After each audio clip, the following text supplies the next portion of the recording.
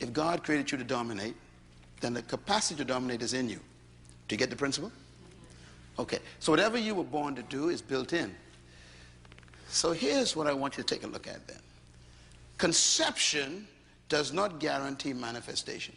Now what I mean by that is, a bird and a fish were created by God. The fish was created to do what? Swim. So fish do not attend swimming lessons.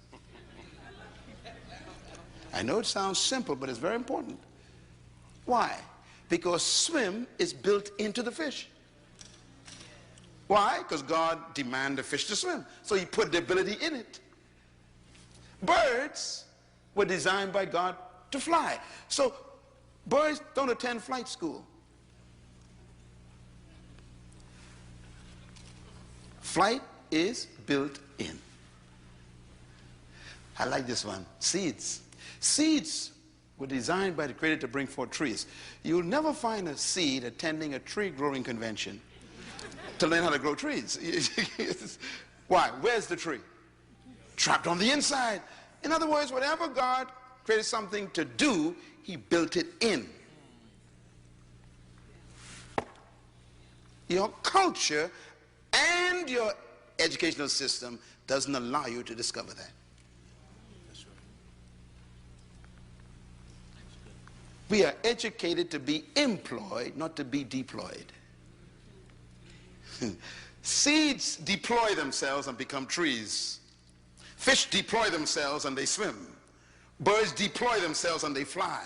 We are the only creatures God created who don't deploy ourselves, because our culture doesn't allow it. You got to get free from the culture. And it's seminars like this that make you begin to have a meeting with yourself and discuss yourself with yourself and say to yourself, self, am I who I really am?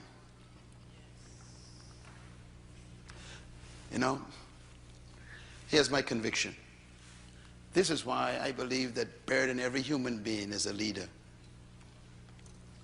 trapped by an erroneous philosophy that you were born to follow. Let us make man to have what? Dominion.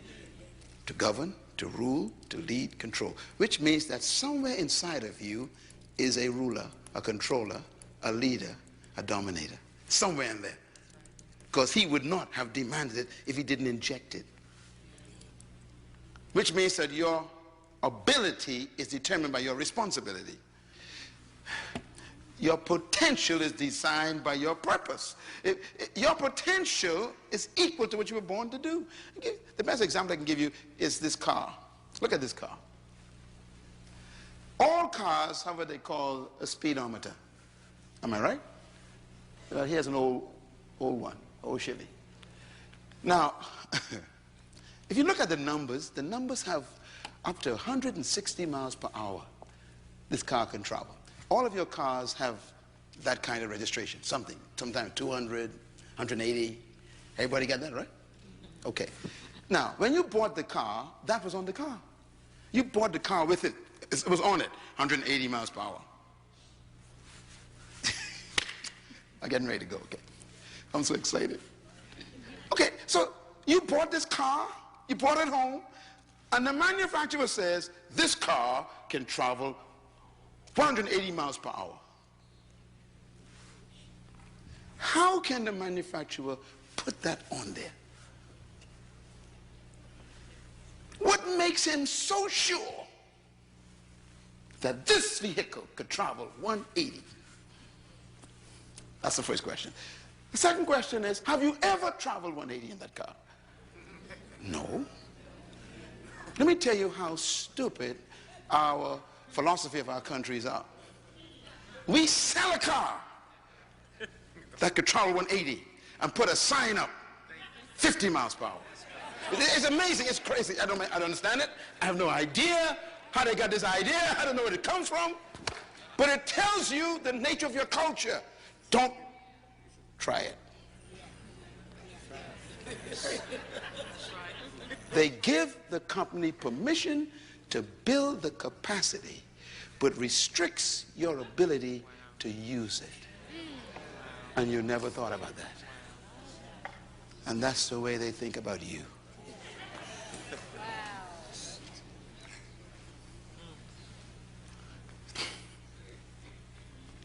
So all your life, you can make 180, but you've been traveling for 50 years at 60 miles per hour.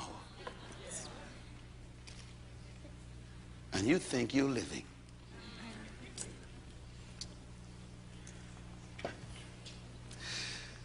The capacity is present.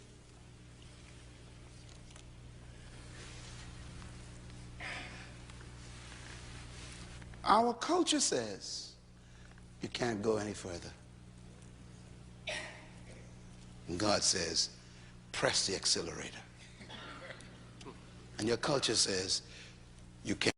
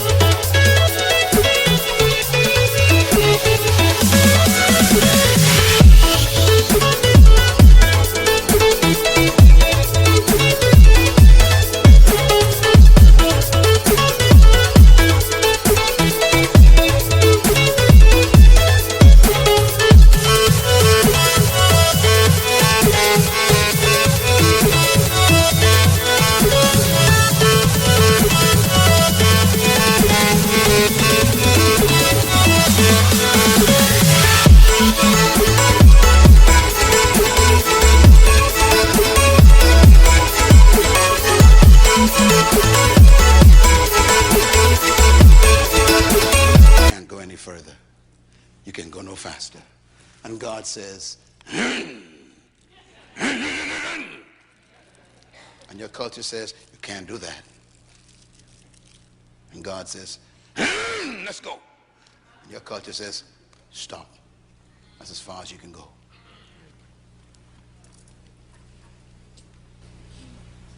You got to make a decision tonight, see? You have God's ability. And man puts up the signs.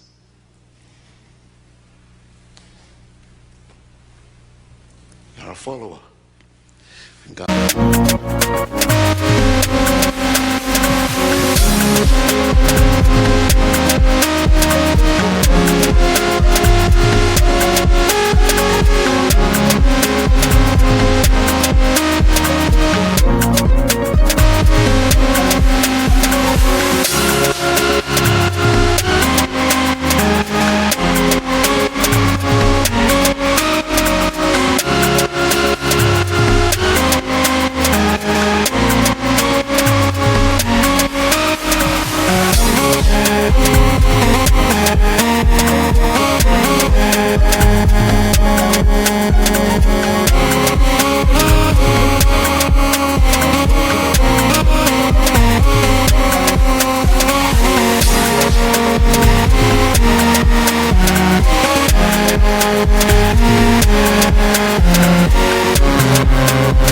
says you're a leader.